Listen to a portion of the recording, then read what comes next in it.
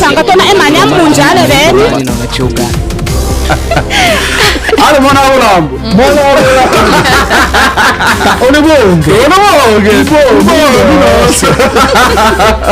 Ibuchiwa mzee Jofa media bino alo muntu mutenge mu bitwa tano wanyo La République démocratique du Congo, que vive la province du Sud. sasa hivi miogo yote ilishagaribika, iliendaka na maji. Sasa tutakuwa tunafanya ile ndana mtambala, tutafanya haye meri etutumi ele balabala mbucho kwanza ile ya bumbuka na usitutumi ile balabala bili. Wanaopandisha bei ya chakula ni wakaaji wa sekta Tanganyika, na wanaopandishiwa bei ya chakula ni wakaaji wa sekta Tanganyika. Kosa ni kwa nani? Kwa serikali, kwa wakaaji wenyewe? Ngano yako la to yaule mbe tafadhali sana aite chini aite magema kalamo se mose aite bila kana basha atolende bene etibili bate apana to mango tanda bitolinda la ina toli munenda la iya talolela kwali na bale bose bake ba bale moto chakole la to chakole ibani ba depite to chakole go bile na utaba moto etela time eto. Excellence, Monsieur le Président Évariste Ndayishimiye, Président de la République du Burundi et Président en exercice de la Communauté d'Afrique de l'Est, Excellences, Messieurs les chefs d'État et de gouvernement, Monsieur le Secrétaire général des Nations Unies, Monsieur le Président de la Commission de l'Union africaine, Monsieur le Secrétaire exécutif de la CIRGL, Monsieur le secrétaire exécutif adjoint de la SADC, Mesdames et Messieurs les chefs de délégation, Monsieur Uhuru Kenyatta, facilitateur désigné de la Communauté d'Afrique de l'Est, distingués invités, Mesdames et Messieurs, j'aimerais avant toute chose exprimer au nom du peuple congolais et au mien propre ma gratitude à la République du Burundi et à son peuple qui accueille ce jour le 11e sommet sur le mécanisme régional de suivi de l'accord cadre pour la paix, la sécurité et la coopération pour la République démocratique du Congo et la région, sous le thème « Le rôle des femmes et des jeunes dans la promotion de la paix et du développement pour une mise en œuvre efficace de l'accord cadre ». J'exprime également les sentiments de fraternité du peuple congolais à l'endroit de chacun d'entre vous, dirigeants des pays signataires de l'accord cadre et de vos peuples respectifs. Je salue en outre la présence parmi nous du secrétaire général des Nations Unies, M. Antonio Guterres, dont les efforts inlassables à la quête de la paix et la sécurité dans le monde en général et dans notre région des Grands Lacs en particulier, ne sont plus à démontrer. Excellences, Mesdames et Messieurs, comme vous le savez, la République démocratique du Congo avait eu le privilège d'accueillir en sa capitale Kinshasa la 10e réunion du mécanisme régional de suivi de l'accord cadre d'Addis Abeba. À cette occasion, vous aviez résolu de confier à mon pays, à travers ma personne, la responsabilité de présider à la destinée de notre mécanisme commun au cours des 15 derniers mois. Au nom de mon peuple et compte tenu de l'importance qu'il porte sur cet engagement, j'acceptais volontiers votre décision collective. À cet effet, j'avais placé mon mandat sous le signe de la consolidation des progrès modestes accomplis dans la mise en œuvre de l'accord cadre d'Addis Abeba et du renforcement de la coopération régionale pour gagner le pari de la paix durable. J'avais donc mis l'accent sur la promotion des investissements transfrontaliers afin de garantir la paix, un bien collectif recherché par nos peuples,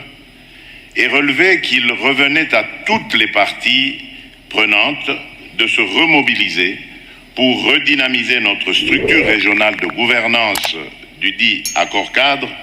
et de mieux impliquer nos populations dans la noble lutte pour la paix, la sécurité et la stabilité en République démocratique du Congo et dans la région. Excellences, Mesdames et Messieurs, au moment où je m'apprête à passer le témoin à mon estimé homologue et frère, son Excellence M. Évariste Ndayishimiye, président de la République du Burundi, je ne puis manquer de constater l'état alarmant de la situation sécuritaire dans la région des Grands Lacs en général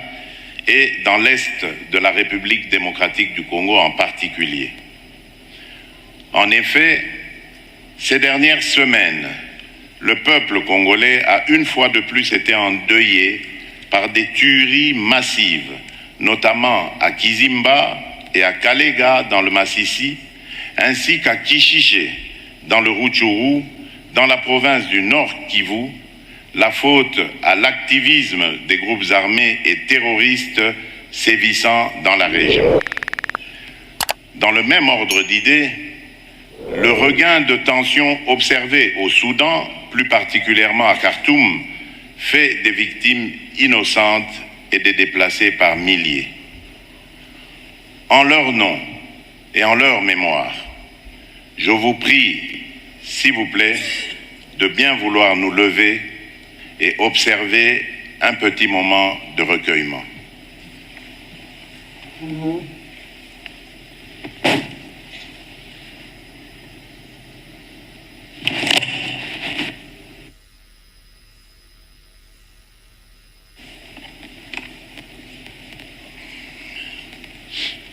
Excellences, Mesdames et Messieurs, il y a de cela une décennie, la signature de cet accord-cadre à Addis Abeba augurait de lendemains meilleurs et radieux pour les peuples de notre région. Nos États souscrivaient et décidaient de faire du respect de la souveraineté et de l'intégrité territoriale des pays voisins, de la non-ingérence dans les affaires intérieures des uns et des autres, de l'interdiction de fournir une assistance aux groupes armés ni à des personnes impliquées dans des crimes de guerre et contre l'humanité ou des crimes d'agression, et de la facilitation de l'administration de la justice grâce à l'entraide et à la coopération judiciaire dans la région, la pierre angulaire de notre action collective, nous autres États géographiquement localisés dans cette région des Grands Lacs africains. À la lueur des objectifs consacrés par cet accord historique, d'aucuns auraient préféré que soit célébré ce jour avec faste les acquis de notre engagement collectif pour une région des Grands Lacs complètement pacifiée. Hélas, c'est avec une profonde amertume et une grande désolation que nous constatons, 10 années après l'entrée en vigueur de cet accord, la rupture de ce pacte collectif par un État signataire, j'ai cité la République du Rwanda, qui, sous couvert du mouvement terroriste du M23, pourtant défait,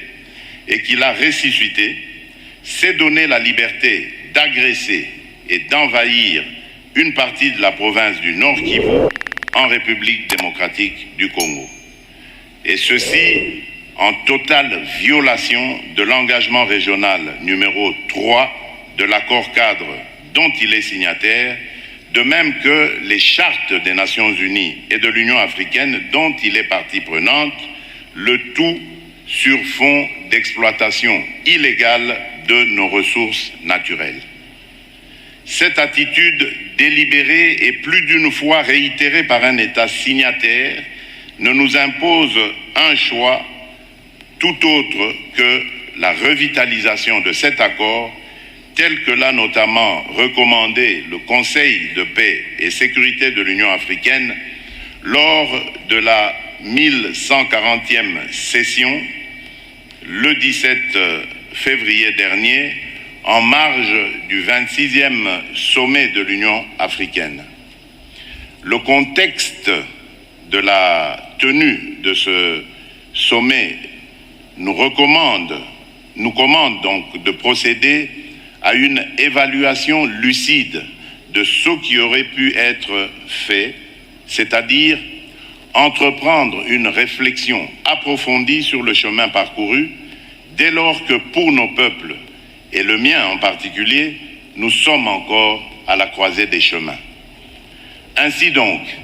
l'évaluation de l'état de mise en œuvre de nos engagements respectifs dans le cadre de l'accord-cadre ne saurait être un exercice limité au seul pays de la région.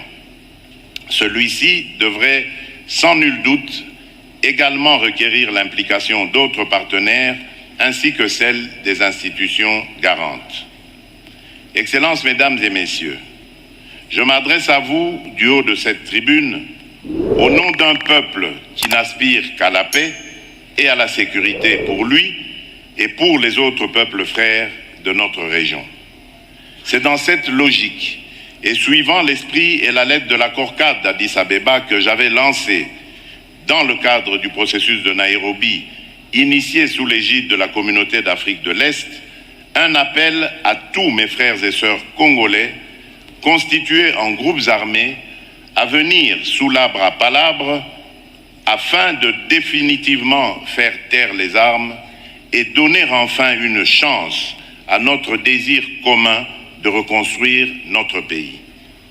Dans le même esprit, faisant face au combat engagé par le Rwanda sous couvert du M23 au Nord Kivu, il avait été décidé lors du mini-sommet du 23 novembre 2022 à Luanda, en Angola, dans le cadre du processus dit de Luanda, sous la facilitation de son Excellence M. João Lourenço, président de la République d'Angola, président en exercice de la Conférence internationale de la région des Grands Lacs, la CIRGL, et médiateur désigné de l'Union africaine pour venir à bout de la situation sécuritaire alarmante, de la cessation des hostilités et des attaques du M23 contre les forces armées de la République démocratique du Congo et la MONUSCO, ainsi que de son retrait des territoires occupés vers les sites de cantonnement. Je tiens donc à saluer les efforts fournis par son Excellence M. Évariste Ndayishimiye, président de la République du Burundi et président en exercice de la communauté des États d'Afrique de l'Est, ainsi que son Excellence M. Uhuru Kenyatta, président honoraire de la République du Kenya et facilitateur désigné par la communauté d'Afrique de l'Est. Qu'il me soit également permis d'exprimer toute la gratitude du peuple congolais à l'égard de mon homologue et frère, son Excellence M. João Lourenço, président de la République d'Angola et médiateur mandaté par l'Union africaine. Pour ce qui est du renforcement de la coopération judiciaire, il vous souviendra qu'en date du 16 juin 2022, mon pays a abrité à Kinshasa la réunion des ministres en charge de la justice des États membres de la CIRGL qui a abouti par la déclaration de Kinshasa, laquelle a donné des orientations sur les étapes prioritaires à suivre afin d'harmoniser l'entraide judiciaire et les demandes d'extradition en matière pénale. En effet, le peuple congolais y attache une importance vitale parce qu'il s'agit de son droit de connaître la vérité et d'obtenir réparation, car la justice régionale devra établir les crimes et juger les coupables. Excellence, Monsieur le Président Évariste Ndayishimiye, en vous passant le flambeau de la présidence du mécanisme régional de suivi de l'accord-cadre pour la paix, la sécurité et la coopération pour la République démocratique du Congo et la région, je voudrais vous souhaiter plein succès, mais surtout vous encourager à vous armer de résilience et de justice dans cette haute responsabilité. Soyez rassurés, chers frères, du soutien de la République démocratique du Congo qui restera toujours à vos côtés et au service de la région des Grands Lacs. C'est avec un très grand plaisir que je transmets maintenant les pouvoirs de la présidence du mécanisme régional de suivi de l'accord-cadre pour la paix, la sécurité et la coopération pour la République démocratique du Congo et la région. Monsieur le Président, vous avez à la fois la présidence et la parole. Je vous remercie. Que Dieu bénisse notre région.